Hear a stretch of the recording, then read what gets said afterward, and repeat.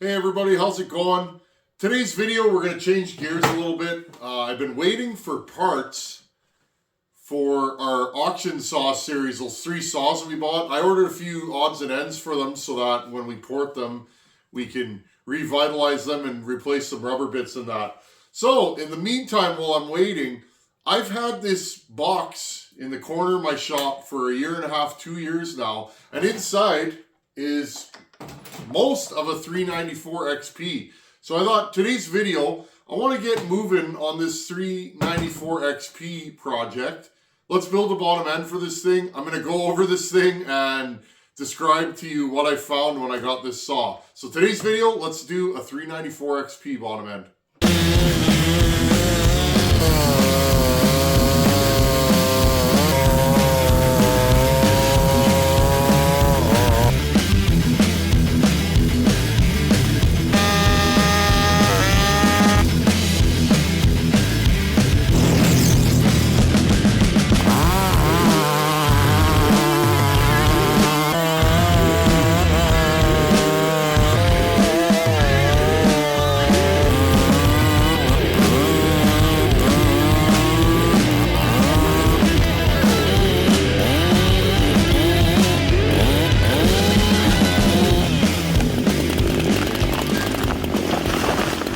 I've had this saw for a couple of years. One of you guys sent it to me in a box.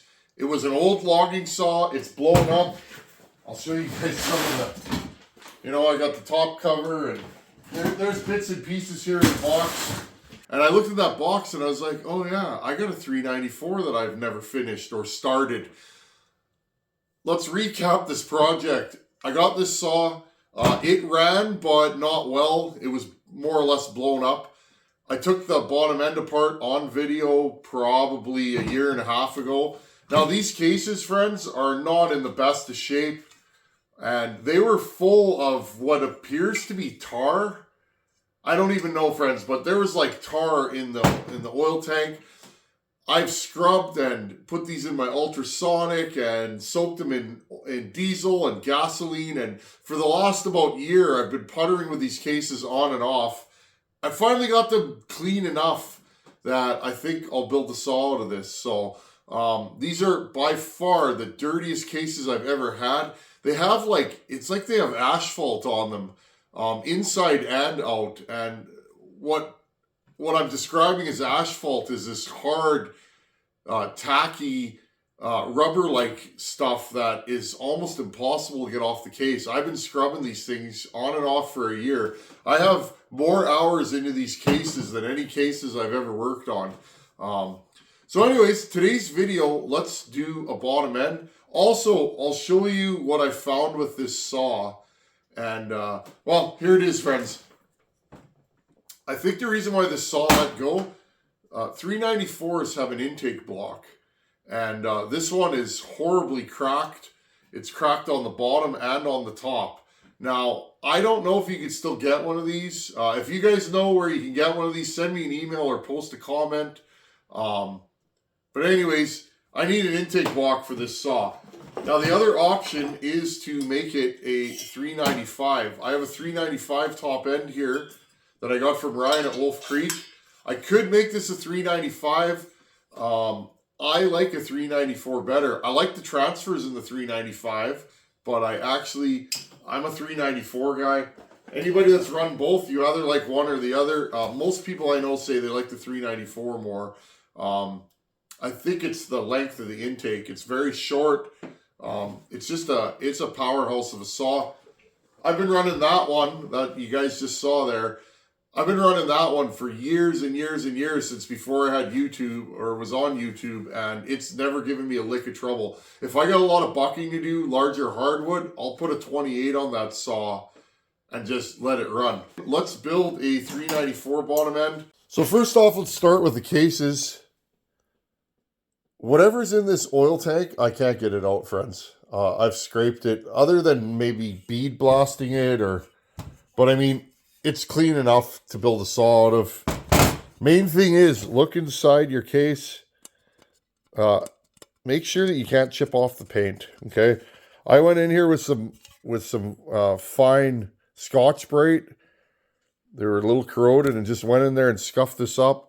I redressed the surfaces in between. They are a little discolored, but this saw is 31 years old according to the serial number. So it's been around. It's also a logging saw, so it's eaten a lot of wood. Okay, make sure the inside's clean. Clean it 9 times until you can eat off of it. Couple problems with this saw. The cases are broken. This corner and this front is missing. I don't think that'll affect it. Because again, I want to build a toy. Once I get all the parts for this saw, let's go pretty far on it. Let's see what kind of power we can get out of a big nasty saw. These things stock are already animals with a stock muffler. Mine is bone stock. You guys have seen it run, I'm sure. It's a great saw. So there's our cases. They're cleaned up and ready to go. Crankshaft. There is some rust on the crankshaft. I'll show you guys right here. Okay, take a little Scotch-Brite. Get that rust off of there. You don't want that rolling around in your engine. Okay. And then give it a good bath after you do that. To make sure there's nothing in the bearings. I'll show you guys how to inspect the bearings. Okay, just go over it like this. Just clean it up. This is the same crankshaft. I'm 98% sure this is the same crankshaft as a 288, 281. I think that's the deal with these. Okay, go over where the bearings sit. Just shine it up. This is what I like doing. I like taking a saw that doesn't run and making something of it. It's not for everybody. A lot of times you end up with a saw that has runnability issues. Not great for YouTube if you're trying to show the world you're the king of saw builders, but you guys know me. I don't worry about that. I'm just me working in my shop puttering, and I do this with the camera, without the camera, and I would do it whether I was on YouTube or not. I enjoy puttering, and you gotta enjoy those things that keep you sane, right? And you know what I enjoy the most now, friends? Playing with my daughter, just hanging out with her. It just does something to my heart. I love hanging out with my daughter. Okay, spray this off. Make sure it's good and clean. Okay, now we got a crankshaft that's good to go. Again, if you see any more spots on there, there's another one here. Okay, make sure it's clean, free of debris, dirt. The cleaner you make this now, the less chance you'll have scuffs on your piston later. Trust me. Okay, and last thing you want to do, put your rod in the center. Make sure there's no up and down movement. This one's tight. Check if this is blued, okay? This has a copper wash on it. If it is discolored on either end, you know you probably have a crank issue.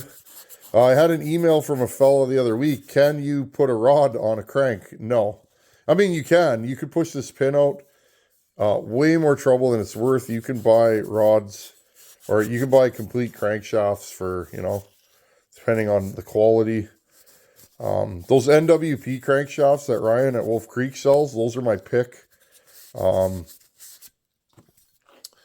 the price of those things and how good they are strong and high quality.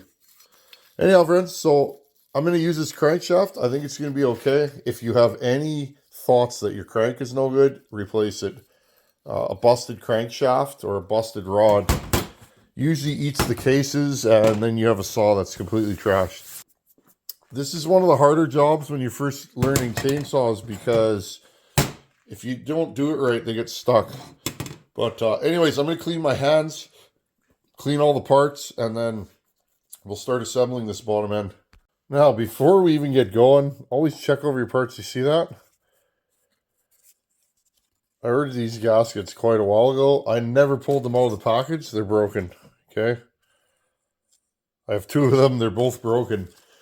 Now, if you lay this on a sheet of gasket maker, which I have here, Carol Pack from Felpro, you can buy these at any auto parts store in the right thickness. I can't get the holes to line up because this is broken, and I don't want to spend half an hour making a gasket. So the question is, how do you get it to line up when your original gasket's broken? Well, you get these dowel pins, okay, here and there on the case. So all I'm going to do is I'm going to line this up here. I'm going to take a dead blow.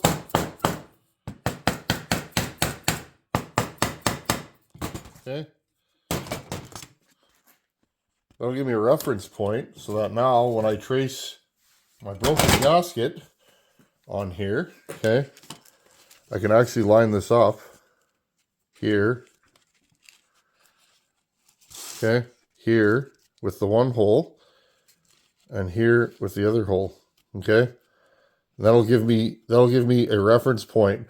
Trace it with a pen, and I have hole punches right here in various sizes and make a new gasket. So I'm just going to make us a gasket and then we'll get going.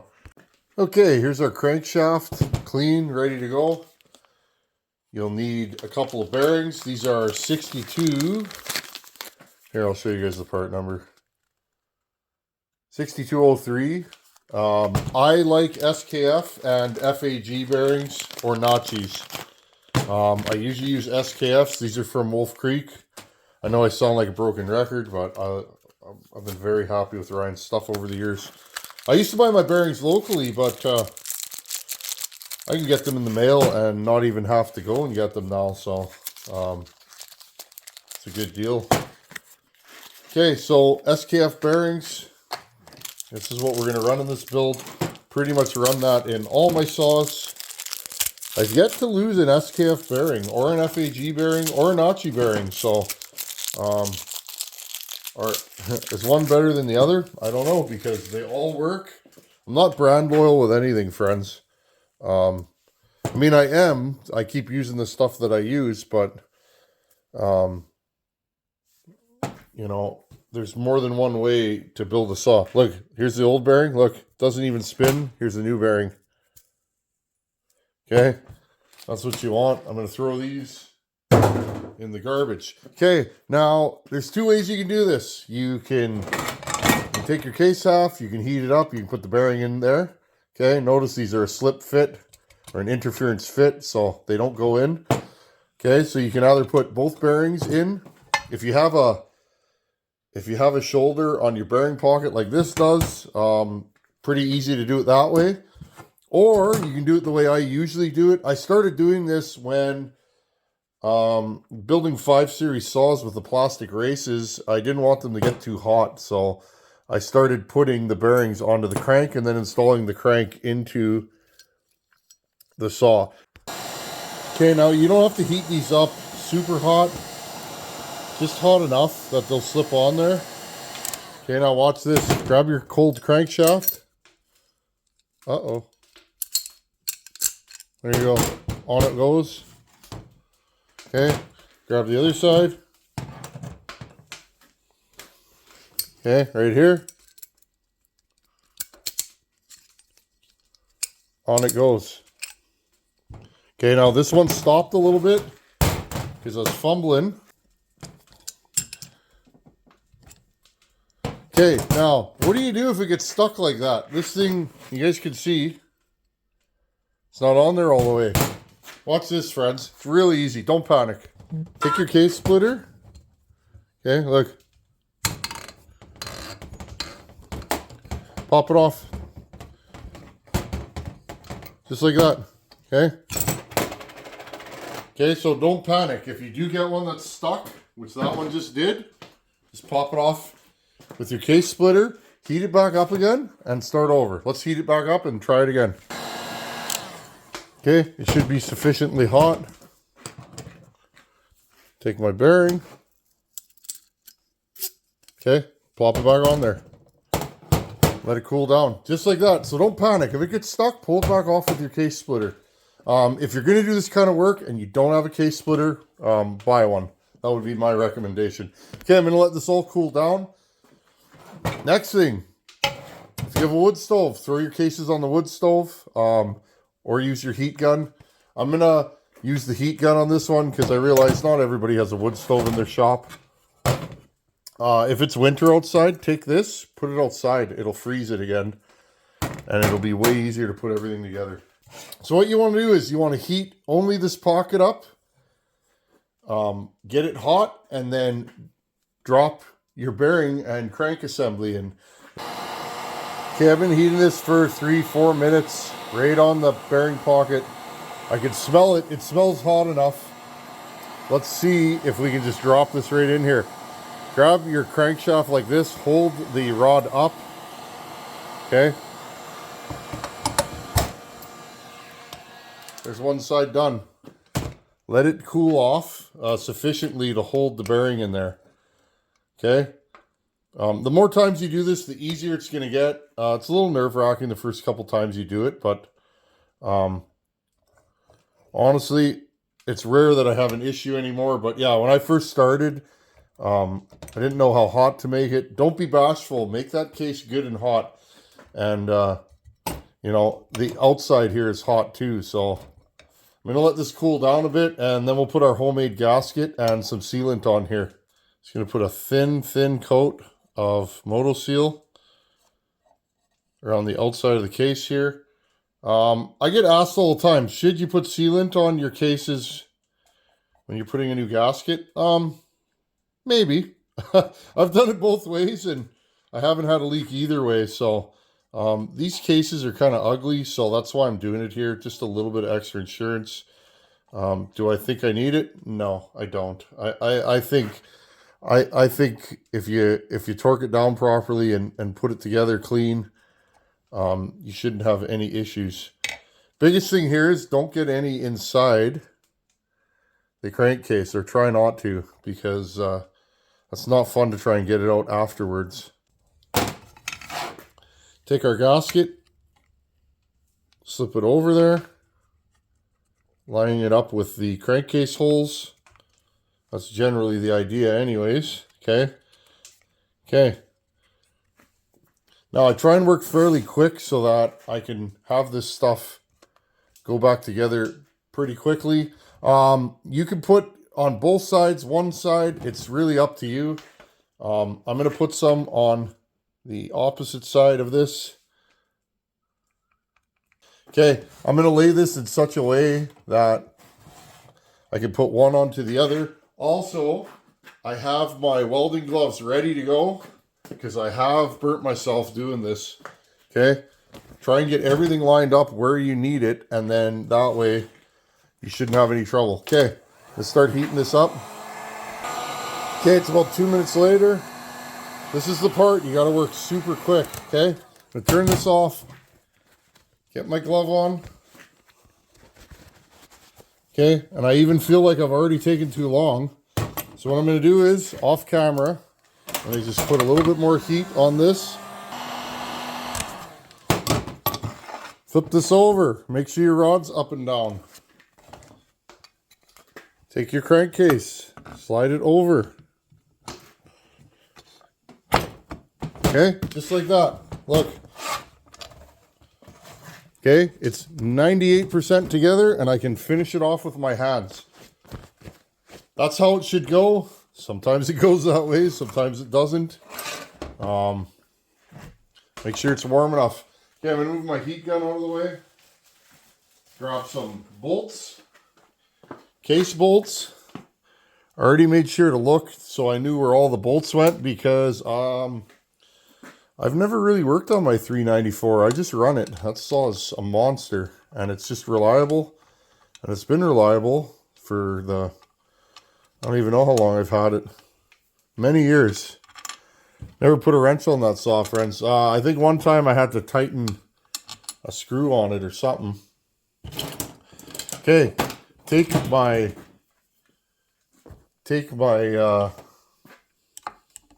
Allen key here and screw these down. I'm just going to pause you guys quickly. Okay, just going to put these on. These will come back off later.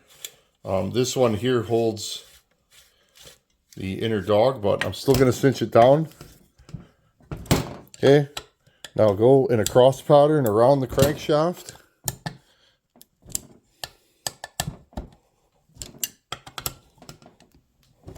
I want these tight. Like, I like to cinch these down while it's still hot.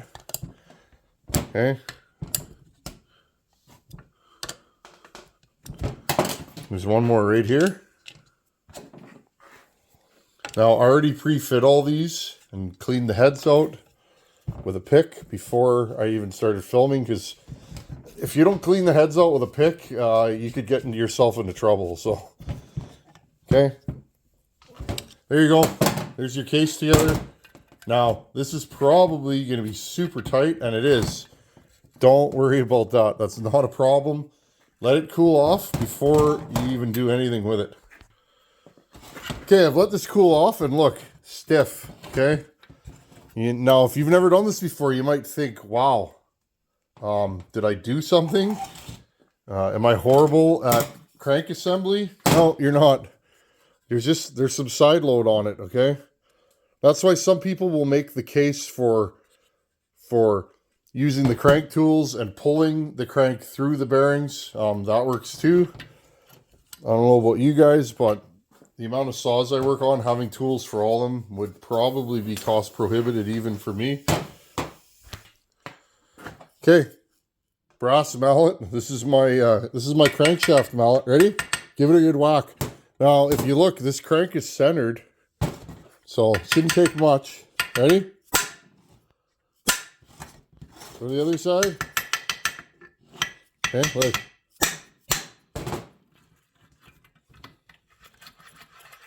I felt it move there, friends, when I hit this side. Okay, make sure you got a brass mallet or something like that, and that'll free it right up. Okay, there you go. There's a finished crankcase. Okay, friends, now everything's cooled down. I cut my ends of my gasket off. Make sure your gasket's not rubbing on your crankshaft. This one's touching a little bit. You can go in there with a small knife and just shave it a bit. Again, because this is a homemade gasket. Even when you buy gaskets, sometimes they don't fit exactly right. But here, look. This is how you want your crank to spin. Okay? If it's too tight, remember, give it a good whack. Next thing I do is scrape off any moto seal that's sticking out of the case. And there you go. We got a 394 bottom end. We're one step closer than we were last. Well, there's a finished 394 bottom end. You can apply this to any chainsaw. Any chainsaw that you have, that's how you put the bottom end together, more or less. There's some little differences in them, but I always like to show this because the best deals to be had on saws are saws that need crank bearings. Those are the ones that the dealer usually goes, this isn't worth fixing, and it ends up in the junk pile. So total cost of this, I don't know, 60, 80 bucks and your time. And this will last forever now. I don't know, my 394 is original and I've put some time on it and never had any issues. How long will this last now? Who knows, but at least we know what we're starting with. Okay, so I'm going to put this back in the box, friends. I have to find an intake manifold for this OEM cylinder. I'd like to build it around this. And so I'm looking for an OEM intake manifold or whatever's available out there. I don't even know. And I need to find the chain brake. I'm 98% sure I had the chain brake for this saw. Where I put it, I have no idea. So that'll be a me problem later on. Anyhow, friends, thanks for hanging out. Just wanted to do another bottom end. I get a lot of questions about them. And that's how you do it. That's the ins and outs. Work quickly, have everything lined up, and don't be afraid to take it apart again if you do make a mistake. It's way easier to do that than spend hours beating on the ends of the crankshaft. And always hit the crankshaft with brass, okay? If you hit it with a metal hammer, you will mushroom the end of the crankshaft out. It happens all the time when people are doing that. So anyhow, friends, thanks for watching. Take her easy. See you guys in a couple days. Later.